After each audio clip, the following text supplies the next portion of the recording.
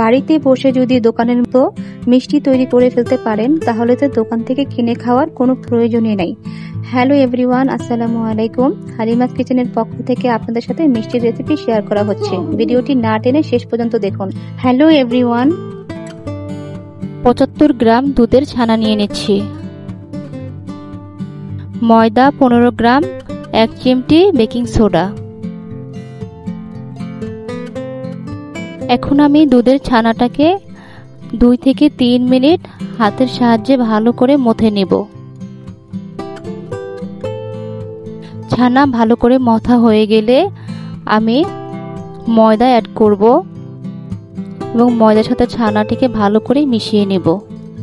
এই পর্যায়ে half table চামচ ঘি অ্যাড করছি। এখন ঘিয়ের সাথে মিশ্রণটি ভালো করে আবারও মিশিয়ে নেব।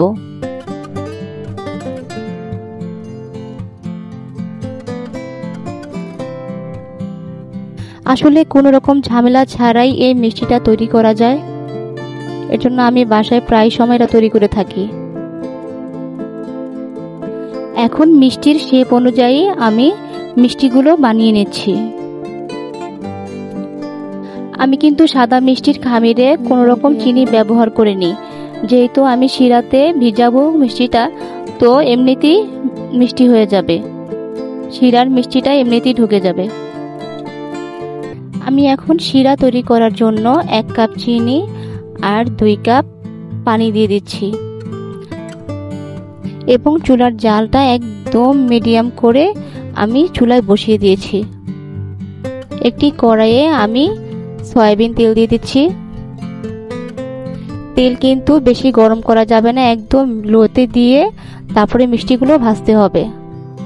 এখন আমি এক এক করে সকল মিষ্টিগুলো দিয়ে দিচ্ছি, আর মিষ্টি দেওয়ার সঙ্গে সঙ্গেই কিন্তু নাড়াচাড়া করা যাবে না, কয়েক সেকেন্ড পরে তারপরে একটু নাড়িচাড়ে দিতে হবে। দেখেন এভরিওয়ান, আমার মিষ্টিগুলো কিন্তু একদম ডাবল হয়ে গিয়েছে। যদি আপনারা কালার করতে চান তাহলে এই পর্যায়ে আপনারা কালার করতে পারেন, আর একটু ভেজে নিলেই কালার হয়ে আসবে। আমি যেহেতু সাদা মিষ্টি তৈরি করব, তো আমি আর কালার করব না, আমার মিষ্টিগুলো আমি সাদাই রাখবো।